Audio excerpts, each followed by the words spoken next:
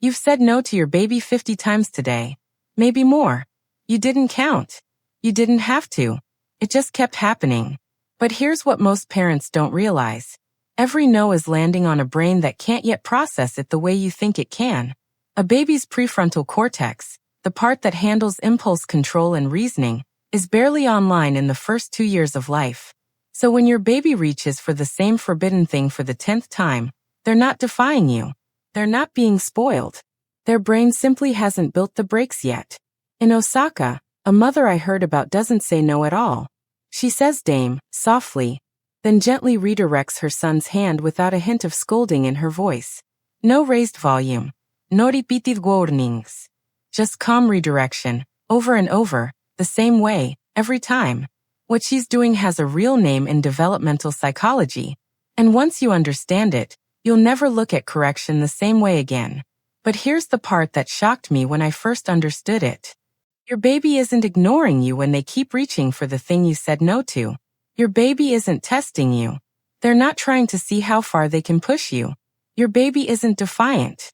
They're building the very wiring that will one day let them stop themselves. Attachment researchers have long shown that a calm, predictable caregiver response, rather than a sharp correction, helps a baby's nervous system develop regulation faster. That's because a baby's nervous system borrows the parent's calm before it can generate its own. This is sometimes called co-regulation. Imagine being that baby for a second. Every big feeling floods in at once, and there's no brake pedal yet. The only brake pedal in the room is your face, your voice, your steadiness. Most parents get this exactly backwards, and it's accidentally slowing down the very skill they're trying to teach. They meet a baby's dysregulation with their own rising volume. Frustration meets frustration, and the baby's stress response spikes instead of settling. A father in Tokyo told me he used to raise his voice every single time his daughter grabbed something fragile off the shelf. It never worked. She grabbed it again the next day, and the day after that. Now he kneels down, says her name once, calmly, and moves the object out of reach without another word.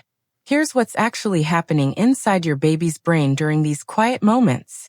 Developmental scientists studying early imitation have found that infants mirror the emotional tone of the adults around them almost from birth, long before they understand language. Your baby isn't hearing the word dame. They're feeling the steadiness underneath it. Here's something almost no one talks about. Tone is the actual lesson. The word is just the wrapper it comes in. This is why a firm, gentle no can work beautifully, while a sharp, panicked no often backfires completely. Same word. Completely different lesson landing on the nervous system. But there's a specific window of time when this works best, and 90% of parents miss it completely. Somewhere between 6 and 24 months. A baby's brain is unusually receptive to co-regulated calm. This is a period when the nervous system is actively wiring the pathways it will rely on for emotional control later in childhood.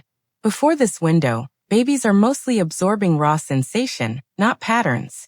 After this window closes, habits start to harden, and it takes more repetition to reshape them. This stretch, right in the middle, is where quiet, steady correction does the most shaping. It's a small window, but it's an important one. Now, the mistake 90% of parents make. Western parenting often leans on firm, repeated verbal correction. A sharp no, said again and again, louder each time, until it finally sticks. But repeated sharp correction can spike a baby's stress response. And a stressed, flooded nervous system learns worse, not better. It's harder to absorb a lesson while your body thinks it's in danger. I watched a mother in a grocery store say no 7 times in under 2 minutes to a toddler reaching for cereal boxes. By the 7th no, the child wasn't listening anymore. He wasn't being stubborn either. He was simply overwhelmed, and his brain had stopped taking anything in. But you can change this today. This isn't about being a perfect parent. It's about one small shift in tone. And here's the ironic part. Trying harder, with more words and more volume, usually makes the problem worse, not better. Less talking, more steady presence. That's really the whole shift. And this changes everything from bedtime, to mealtime, to the middle of a public tantrum. Here's what you do starting tonight. No perfection required. Step 1. Lower your voice before you correct. because calm is contagious before words are even understood. Step 2. Redirect instead of just refusing, because a busy hand forgets faster than a scolded one. Step 3. Get down to their eye level, because your face is the regulation tool, not your volume. Step 4. Say less, so your tone carries the message instead of getting buried under too many words. Step 5.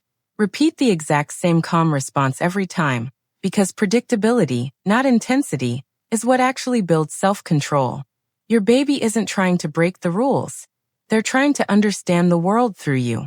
You are not the enforcer standing guard over their behavior. You are the nervous system they're still borrowing, one calm moment at a time. That mother in Osaka isn't doing less parenting when she stays quiet and steady. She's doing the deepest kind there is. The core truth is simple.